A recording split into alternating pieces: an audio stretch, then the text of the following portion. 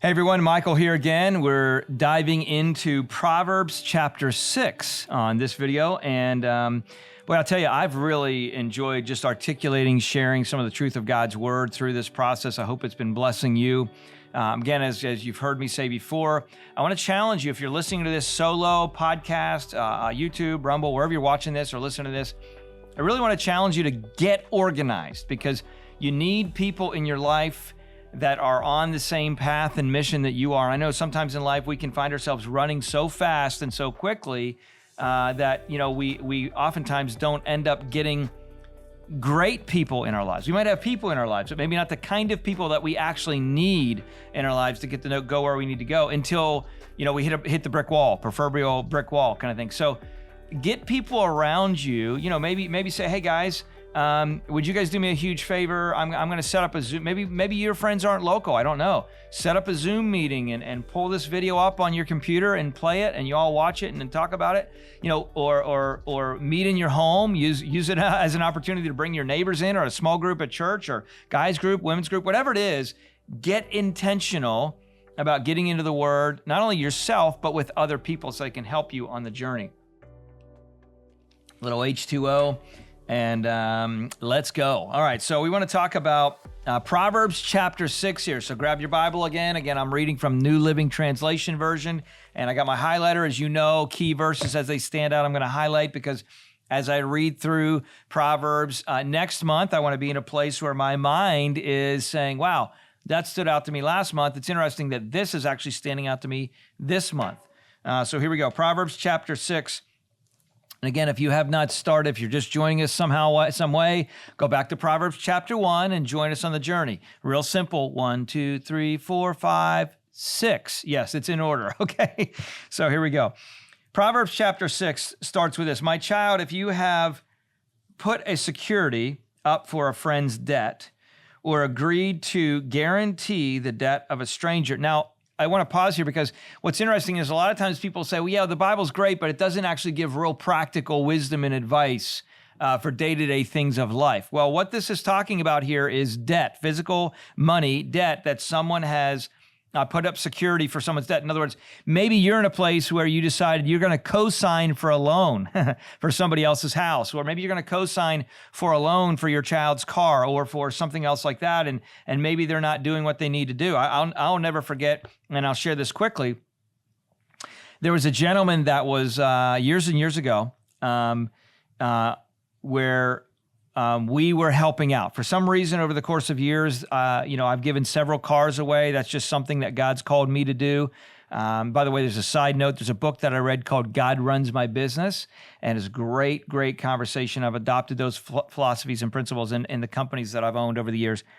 But there was a gentleman that was on drugs. He came off drugs. I got to know him. I was at church and things like that. And I really wanted to help him out. So I connected with Lowe's. I got him a job. He needed a car. I gave him our car, and I basically said, here, listen, I'm going to give you this car.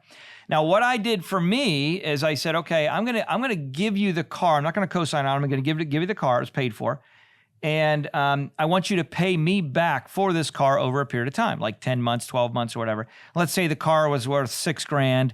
I gave it, or whatever it was, and I gave it to him for $3,000. Right? And he just had to pay me a monthly payment for 12 months. Well, what was interesting is 1 month he's paying, 2 months he's paying, 3 months he's paying, 4 months he's paying. All of a sudden, he leaves town, takes the car. No more payments. I'm like, oh my gosh.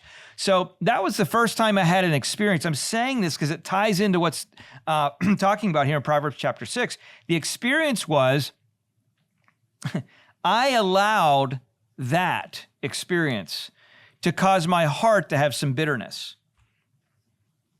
Because I was like, you know what? Hey, I'm going out of my way. I'm helping this guy, Lord. Like, what's going on here?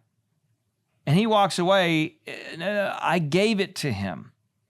I had to realize more fully that he could just walk away if he wanted to, because I can't control him. And so things like that happen, and that's why these tips are helpful in Proverbs chapter 6. So it says, I'm going to start over, but it says, my child, if you have put up security for a friend's debt, or agreed to guarantee the debt of a stranger, If you have trapped yourself by your agreement, in other words, things aren't working out the way you thought they would. You've trapped yourself by your agreement and are caught by what you said. Follow my advice and save yourself. For you have placed yourself at your friend's mercy. Now swallow your pride, go and beg to have your name erased. Don't put it off, and do it now. Don't rest until you do. Action. Take action in life when you've kind of missed some things or some things aren't going your way the way you thought they should go, per se. Save yourself like a gazelle escaping from a hunter, like a bird fleeing a net. Take a lesson from the ants, you lazy bones. Isn't that interesting? He's calling us lazy bones. How many people in our society today genuinely are lazy? Now, we as a society have just, caused ourselves to be in a place where everything is a problem. Well, I struggle with this, or I struggle with that, or I struggle with this. Listen, we all struggle with things. It just depends on what you do with that struggle to work through that struggle. You know what we really struggle with as a society? Laziness.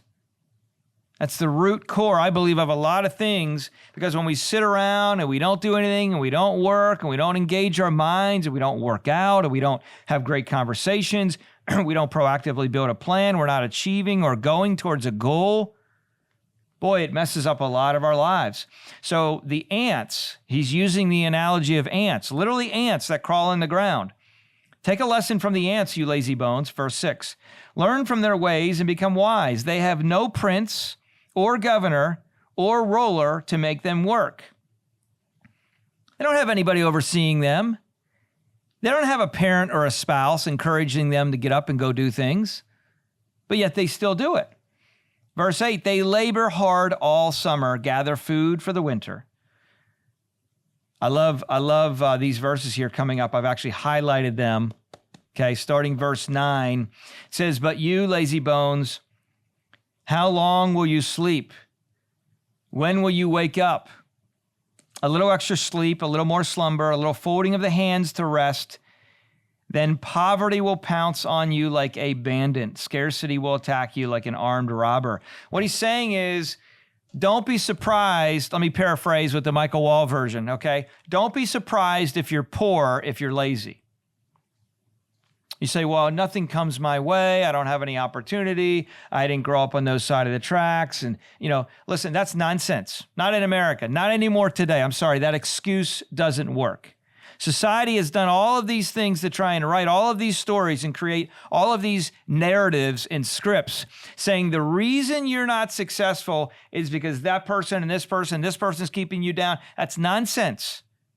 Now, you can choose to continue to believe that if you want, but I'll tell you what's going to happen. You're going to live a lackluster life, not fulfilling things, and you're going to feel empty inside. But if you actually say, no, I'm going to take accountability for me. I'm going to quit focusing on you, quit focusing on your spouse, quit focusing on your friends, quit focusing on the president, quit focusing on the governors, quit focusing on the people in office. Yes, we need to vote. Yes, we need to get involved. But focus on your own life. Don't cause your own ability to be poor because of your laziness. And you may say, Mike, well, you're just saying that because, you got a couple companies and you've been blessed and you're financially whatever. Okay, let me tell you something.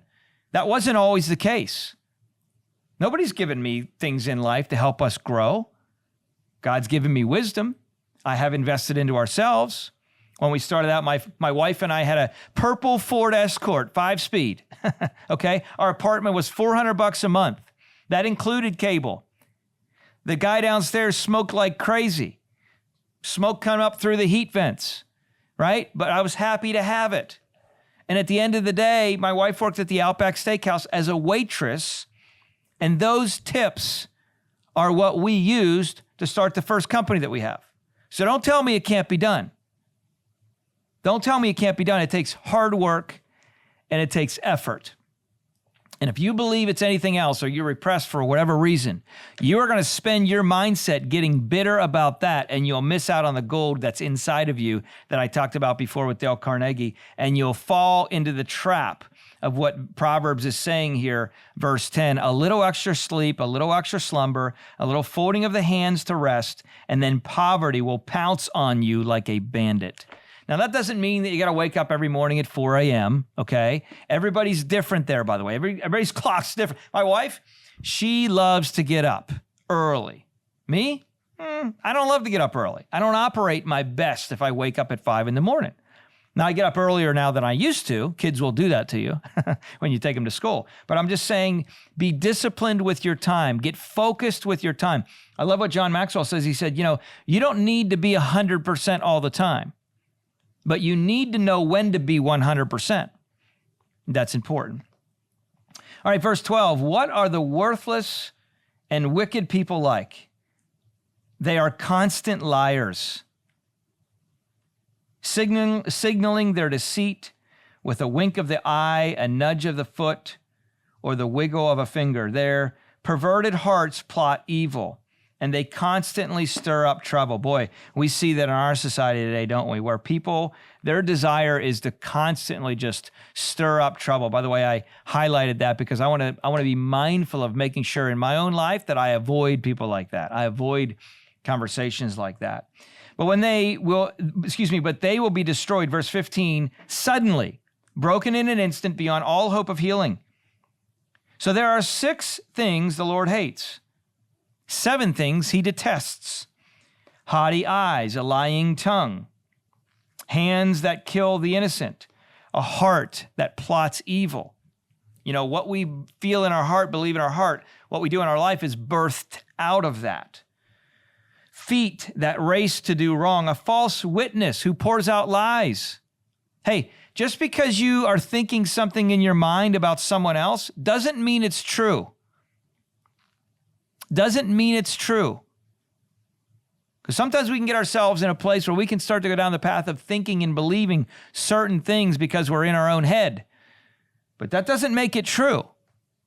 And what the Bible's saying here is a false witness who pours out lies. That's someone who the Lord detests or hates. Think about that. We don't want to be on the side of God where he hates you because, and by the way, he's probably not going to give you his blessings. I can tell you that, okay? Verse 19, a false witness who pours out lies, a person who sows discord in a family. You know what Discord is? That's not the new app that kids are using to kind of talk on, even though that is Discord. Discord is the idea of dissension, separation. It's something where these little seeds that just create chaos, all right? Creates chaos. Don't do that. Verse 20, my son, obey your father's commands and don't neglect your mother's instruction. Now, again, this all goes to the reality of hopefully you've had good parents that are honoring the Lord and trying to do the right thing. If you haven't, which many of you out there haven't, then we have to kind of lean in and seek God's word.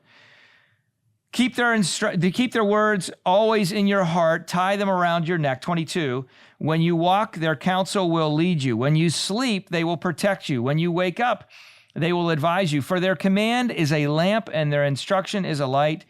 Their corrective discipline is the way to life. Boy, it's so important to be open to corrective discipline.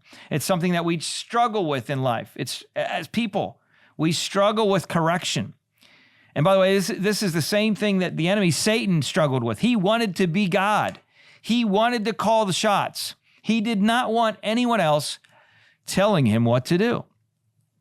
Therefore, God kicked him out of heaven, right? And that's exactly the path that we can go down when we are in a place where we are caught up in our own image or getting the bad advice at the same time. By the way, that's a great side note test. You say, well, I have counsel. I have people in my life that are helping me. I have people in my life that are guiding me. And so let me ask you, how is your life doing? Do you have joy in your heart? Do you have peace? Do you have grace? Do you have a mindset of forgiveness? Can you move on quickly if people harm you? Can you move past those things? Are you excited about the future? I got to tell you, if you're in a place where you can't say yes to those things, probably the people in your life are not giving you the counsel that you need for you to grow. Now, if you want to live a miserable life the rest of your life and you're okay with that, pointing the finger at everyone else, feeling like you're okay and everyone else is wrong and you're miserable, then just keep doing what you're doing. You know the old definition of insanity, right? Keep doing the same thing and expecting different results. It's not going to happen. You have to change your life. You got to change your friends. You got to change your influence. When you do that, you'll change your life. Verse 24, it says, it will keep you. So looking for corrective and being open to corrective discipline. Verse 24 says, it will keep you from the immoral woman, from the smooth tongue of a promiscuous woman. Don't lust for her beauty. Don't let her coy glances seduce you. For a prostitute will bring you to poverty, but sleeping with another man's wife will cost you your life. Can a man scoop a flame into his lap and not have his clothes catch on fire? Can he walk on hot coals and not blister his feet? So it is with the man who sleeps with another man's wife. He who embraces her will not go unpunished. Excuses might be found for a thief who steals because he's starving. But if he is caught, he must pay back 7 times what he stole, even if he has to sell everything in his house. What he's telling us here is stay on the right path, do the right thing. That's what he's saying here. But the man who commits adultery is an utter fool, for he destroys himself. He will be wounded and disgraced. His shame will never be erased, for the woman's jealous husband will be furious, and he will show no mercy when he takes revenge. He will accept no compensation, nor be satisfied with a payoff of any size. Boy, there's a lot of verses here talking about immoral women, and we could say again that as men, because this is obviously something that we can struggle with as a society. And you're in a place where you may not necessarily be going out yourself and participating in these acts. But remember, Jesus said in the New Testament, he says, the law says that we are to not commit adultery. Jesus says in the New Testament, the Bible's 2 parts, right? The Old Testament and the New Testament. There's 66 books. You got the Old Testament and then you got the New Testament. Jesus says in the New Testament that the law says don't commit adultery, but I say to you that if you look at a woman with lust in your heart, you have committed adultery with her. This is so important. So we have to say what's going on with our eye gate. Where are we at? Are we committed to protecting ourselves along the journey? All right, so it's so important. Hey, listen, that's Proverbs chapter 6. Hope that blessed you today. We'll see you tomorrow, hopefully, Proverbs chapter 7. Have a good one.